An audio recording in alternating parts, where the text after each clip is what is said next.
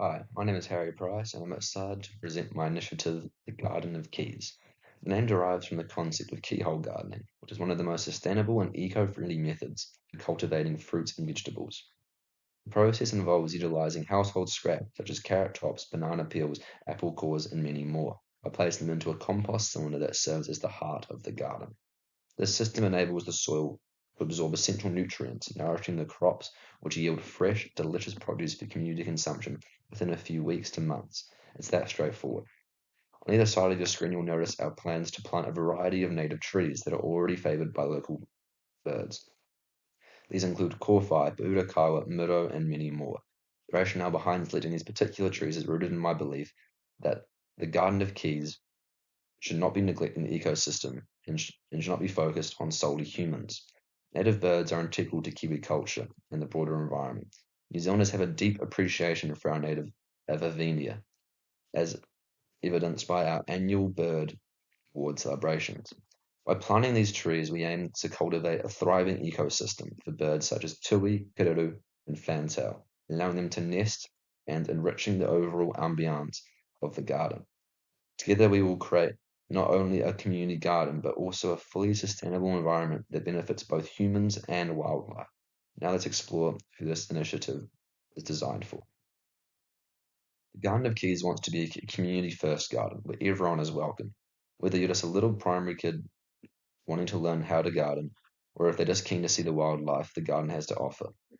We also want to encourage the inclusion of retirees, whether that is sitting on a bench enjoying the surrounding nature, watering the garden, picking vegetables, whatever it is, the Garden of Keys can accommodate.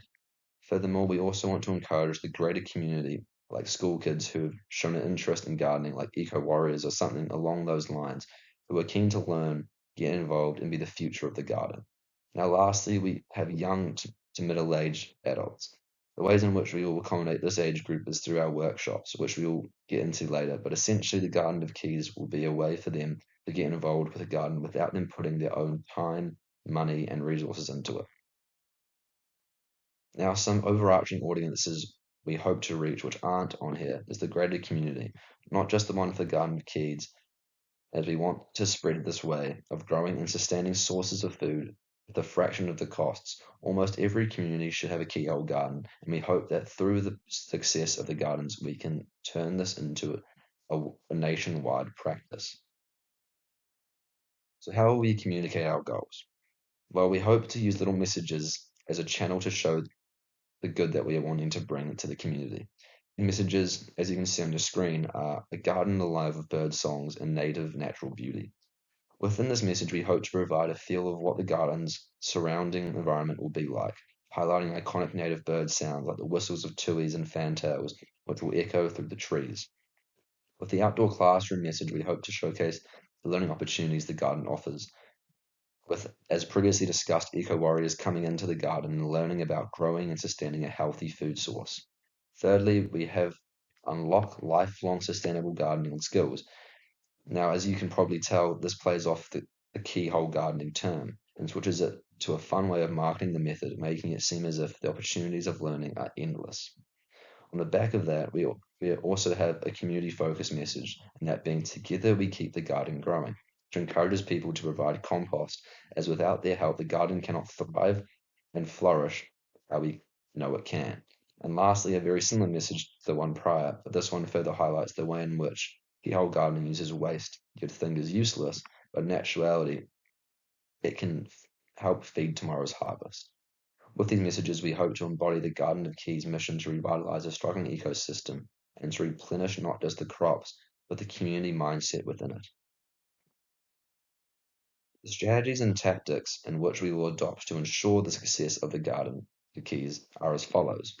Two-way communication with residents and the greater community. This is, of course, essential for us, as the garden is for them. And if they don't believe that it fits them, then what's the point? The community should always have a say in what goes in and what doesn't, which is why we will monitor community social medias and newsletters, have town hall meetings regarding our plans before anything is set in stone. We will also have various stakeholder meetings with different age groups to get a stronger understanding of who we are making this for.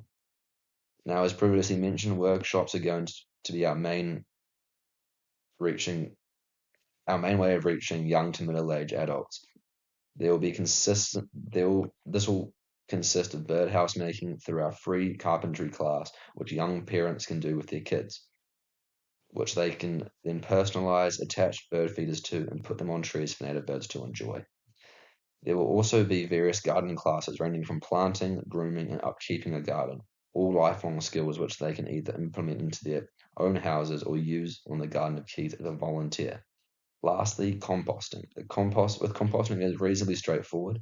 We want the community to know how much to put in, and which scraps are best for certain crops. Through these workshops, we hope to teach what is needed to upkeep the garden, emphasizing our long-term goals of making the garden for years to come. Now, our 4-month action plan is to in the first month announce the rebranding campaign. Months 2 and 3 are finalizing the workshops. Months 3 will be at launch, food stalls, music, workshops, and the planting of the first keyhole from both local and campaign purchased fruit and vegetables. And lastly, month 4 is the evaluation month through AMEX framework and impact measurement.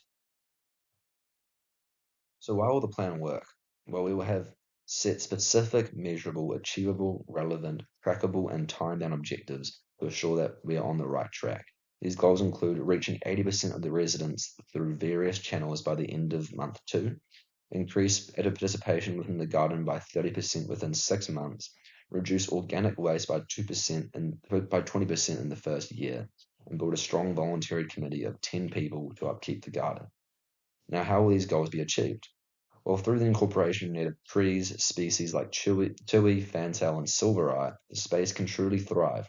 Studies have also shown that gardens with more native plant biomass attract more native bird species, strengthening biodiversity and local ecosystems. Additionally, this builds biological connections, linking people, place, and wildlife through shared stewardship, which in hand we hope will lead to prolonged engagement. Now, with keyhole gardening, it will act as a central compost core, continually nourishing plants, saving water, and maximizing soil fertility. It is ideal for urban community spaces. It's compact, low maintenance, and inclusive for all ages and abilities, encouraging education, collaboration, and participation, making sustainability visible and hands-on. This method's accessible, family-friendly Design promotes shared ownership and local pride, reinforcing PR values of authenticity, transparency, and engagement, aligning with the PRINS Code of Ethics and Relationship Management theory.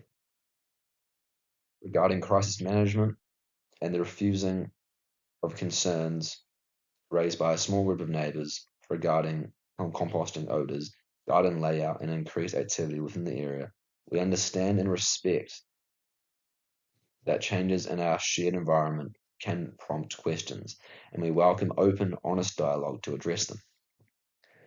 Composting is the cornerstone of the Garden of Keys and is pinnacle to our sustainability efforts. It plays a vital role in reducing landfill waste, lowering greenhouse gas emissions, and creating fertile soil that supports native trees and plants.